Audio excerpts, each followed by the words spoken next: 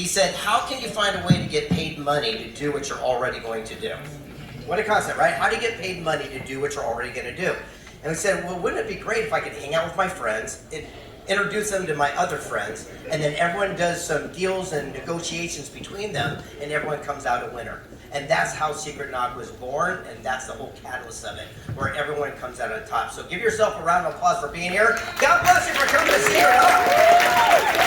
And this amazing venue is thanks to this gentleman. Put your hands together for Todd, Ault, everybody. Now, this morning, all you had a chance to see our buddy Dave Hester out front with his storage box, and they're going, yup, right? Did everyone get a chance to get out there and look at it? Yeah. So what we want to do is bring him up on stage so we can do a one-on-one interview. Please do us a favor, Lana, and pull his reel and set it up.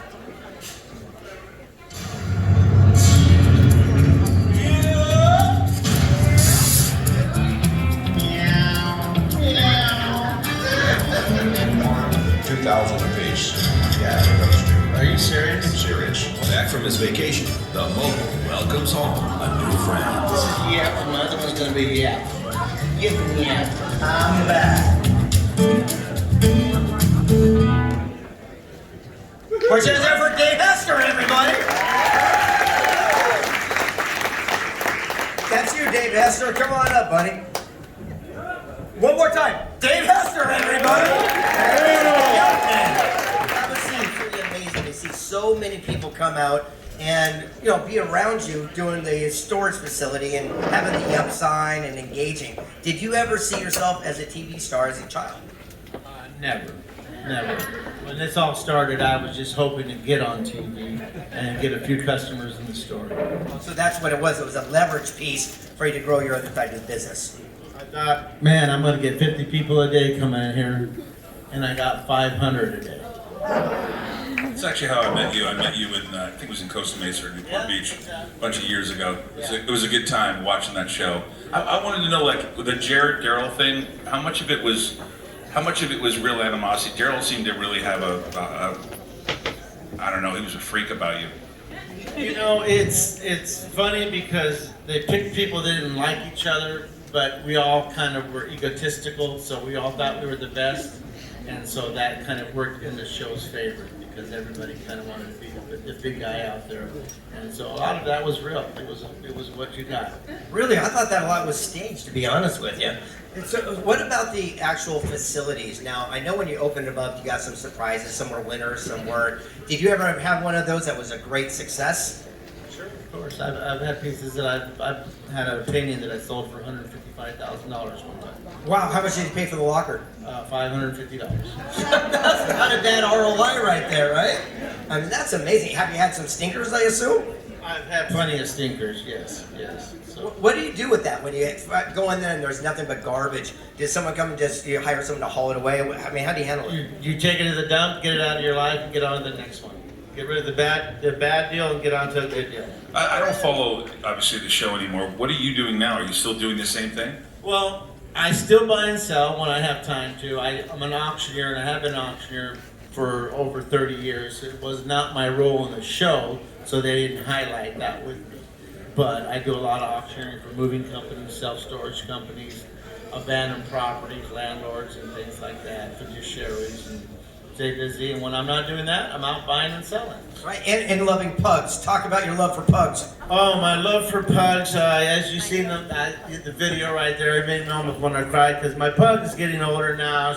One of them has a spine problem, and I have to take her to the bathroom and express her bladder and stuff like that. But if you got nothing in the world, get a pug, and you'll never be alone. So that's, you'll always be happy, and you'll have great company. They're perfect dogs, and it's been a joy to be with you. I have 2 girls. They came out of a litter of 9. They're sisters. They love each other, and they get along just fine. You follow the Sotheby's thing, them acquiring the concierge service and auctioning off mansions and stuff like this. It seems like everything's going in this direction where, whether it's eBay, Vault, or something, where they're all auctioning things off. Is the business bigger than ever? Bigger than ever, and the show helped it be bigger than ever too, because that made going out and buying junk be cool. Everybody today now is a picker, They want to go to the Goodwill, and you know, the young kids are dressing up with vintage clothes and stuff like that. So the junk world is the cool world now. Do people also see you come in and they try to take advantage of you because they think you're rich and famous? Not really. Most people want to just get a selfie, take a picture, just say hi, you know, talk a little bit. And early in when this was starting out, I went to a convention in LA, and Charlie Sheen was there, and he was the guest speaker, and he said, "Look, guys, when you're not famous, you wish to just be famous and giving pictures and autographs and taking pics with people. Then you get it, and you come on a-hole, and you don't want to give people the time of day. Give people the time of day, and that's all. Well, I always do that." I love that. In fact, you and I did a red carpet walk up in Hollywood one time. I don't know if you remember this or not, but we shared the same red carpet. And I was on stage and I crushed a keynote, and I came out to take pictures with everyone, and everyone took pictures with you and left me alone. And I'm like going, oh man! And so I went over to you and I took a picture with you since I had a lot of free time on my hands. So that's how cool it is. It was a blessing. It became super big, and it changed our lives. And I remember the producer saying, "Your lives are about to change." And we all said, "Nah, it's not going to happen." And it sure did happen. So my wife's grandmother and grandfather passed away, and she was connected, the grandmother, with a very famous artist. And her dad inherited these paintings and went to somewhere, and they ended up selling them, giving them like 20 grand. Turns out these paintings were worth millions of dollars. They couldn't go back after them later. For people in the audience, if they want to sell something they have that's a family heirloom, they think something's valuable. You see these antique roadshows. What do you suggest for them so that they don't get ripped off? Where do they go? How do they look at selling something that they want to sell that they think has value? Where can they go for real advice? Well, the internet, obviously. I mean, if you have artwork, you can go to sites like ArtNet, NASCAR, and they'll give you auction records and things like that. But you can go to free appraisal clinics like Bonhams and Butterfields in LA. They have free appraisal clinics once a month. You go in there, you can bring up to 5 or 10 pieces, and they'll appraise them for you because they're trying to get you to let them have them for auction and consign them. So I've been there and I've seen $10,000 pieces come up, and people will consign them and leave them there with them. That's amazing. Does anyone have any questions for Dave? This is your chance. Yes, go. I was just wondering, have you trademarked Yup, or is that something you've always said? The question is, have you trademarked the word yup, or is that just something you've been using? That is trademark, yes. And it's funny because normally when you get on a TV show, anything that's created from the show is the property of the show. And I was just in a big enough position that when I started doing this, we had a contract dispute over my trademark, and I basically said, well, if I don't get the trademark, I'm not coming back. And sure enough, I got the trademark. That's awesome. That's awesome. You're doing anything, but yes. Dave, you told the story of your undiscovered artist. Yeah, there you go. My undiscovered artist. The painting that I got is what you're talking about? The collection that you got. The collection. The old lady. Oh, so, a couple years ago, I'm at a moving and storage auction. There's a couple of vaults there, and everything's wrapped in a butcher cloth paper, brown paper. And so I rip a couple pieces up, and I go, oh my God, this looks like nice mid-century modern art. But everybody, all the dealers there at the auction are going, oh, she's nobody. We looked her up. She never sold for anything. They went to look up all the art on ArtNet and NASCAR, and I kept saying to myself, that's nice art. I like it. So I bought the units for a couple $1,000, and there was 400 paintings. There was 400 paintings in there, and thousands and thousands of etchings.